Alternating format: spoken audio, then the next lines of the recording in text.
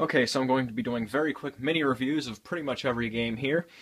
My PS2 games over here, I haven't played any of these in a very long time, but let's see, Crash, Twinsanity.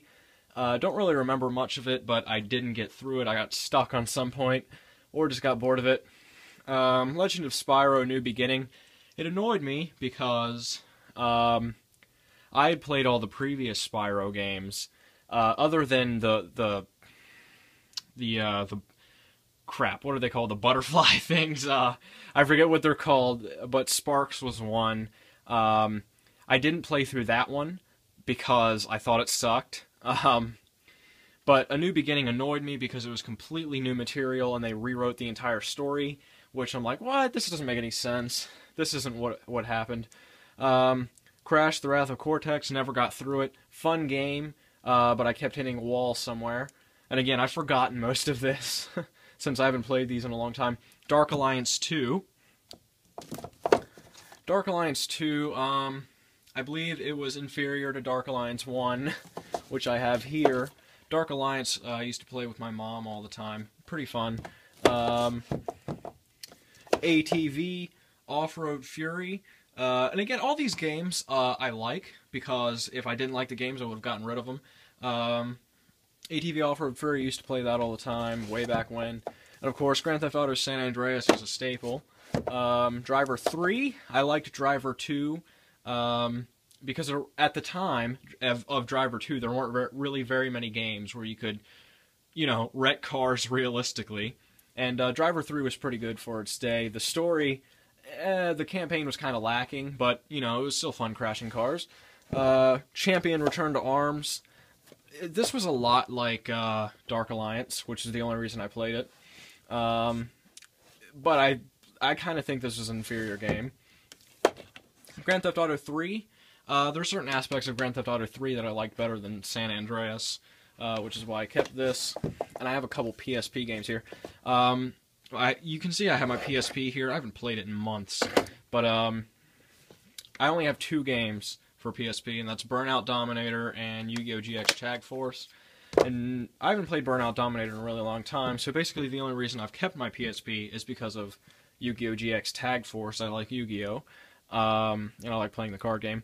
And here I have my all the Assassin's Creed games, for the console games I have. Assassin's Creed 2, and I believe Assassin's Creed 1 is...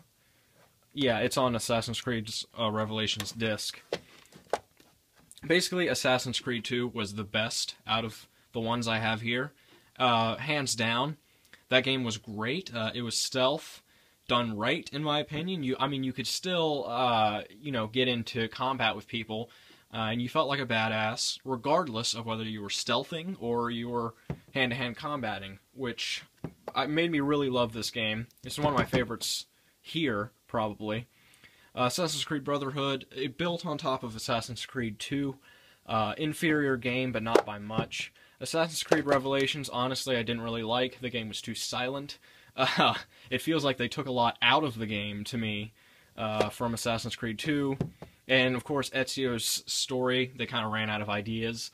Which, still, Ezio is a really interesting character, even in Revelations. Which is why Assassin's Creed 3 was so bad, because I didn't like the main character. There was nothing likable about Connor, to be honest with you. And it was really depressing. By the end, everyone Connor knew was dead. So his mentor was dead, his family was dead, his tribe was gone, his best friend was dead. So that was a really depressing ending. And of course, Desmond's story, spoiler alert, kind of sucked. The ending where Desmond just goes bzz, dead, that pissed me off a little bit. Because the Desmond story is the reason I stuck around in the Assassin's Creed. To me, the future scenes, or the present day scenes rather, were the most interesting. We had an overarching story arc, and they kind of ruined it with Assassin's Creed 3. In Assassin's Creed 4 Black Flag, I must admit, the gameplay was more interesting than Assassin's Creed 3, but still inferior to Assassin's Creed 2. The modern day story was okay. I don't see where it's going. I don't understand any of the purpose of it. But, it was I suppose. On to Bioshock Infinite. Bioshock Infinite. I think this game is overrated, to be honest with you. Don't get me wrong, it's a really good game, and I did enjoy playing this. I've played it through twice. I think they do a very poor job of explaining the controls. And when this first came out, I don't know if they updated it and fixed it or something, but when I first played this, it seemed my first playthrough was 100 times more difficult than my second playthrough. Like, all the enemies took way more hits to kill, and I did it on the same difficulty setting, so I don't know if that was a bug in my game or what, but that could have been part of the reason I didn't really enjoy it the first time around a whole lot. The story was interesting, but it was fairly difficult to keep track of all the characters. And the second playthrough was more interesting because I already knew most of the characters. Like, by the end of my first playthrough, I didn't even know who the Lutesses were. And, of course, they're central to the story arc if you played the game. So, yeah, Bioshock Infinite, interesting game, good game. But I think it's grossly overrated because the storytelling is not done perfectly. It's an interesting premise, but I think they could have done better. The good thing about it, though, is the characters are pretty good in this game.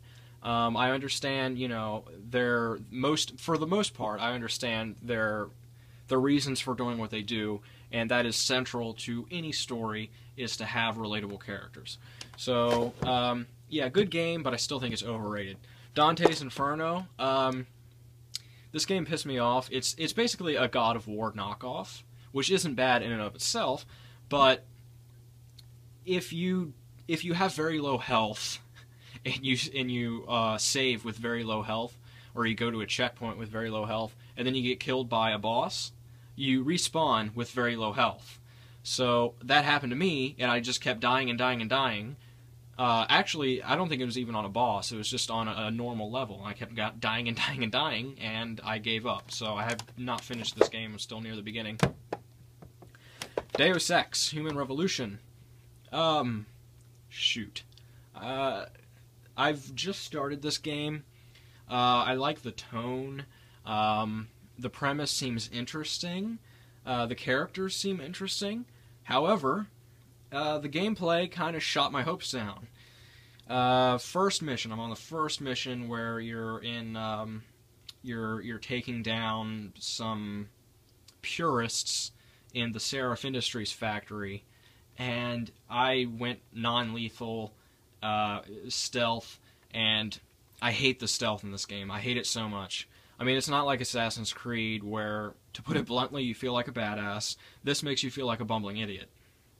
I died so many times on the first level, and maybe I just don't know how to do stealth games very well, but I wasn't having fun, so I quit it. Maybe I'll go back to it. Full Auto. This is an example of a really underrated game, in my opinion. Full Auto 2 is basically a rehash of Full Auto 1, which I have for Xbox 360. Full Auto 2 is Full Auto 1 with a couple new maps, and that's it. It's a very, very good racing game. There's no story whatsoever. There's no characters in it whatsoever. So it doesn't have that going for it, but it is a very good racing game.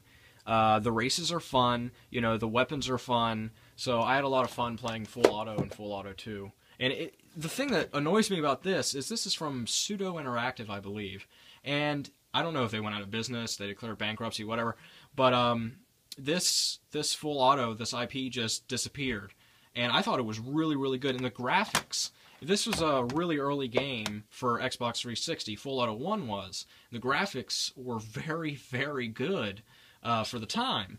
So I'm disappointed that they're not expanding on that.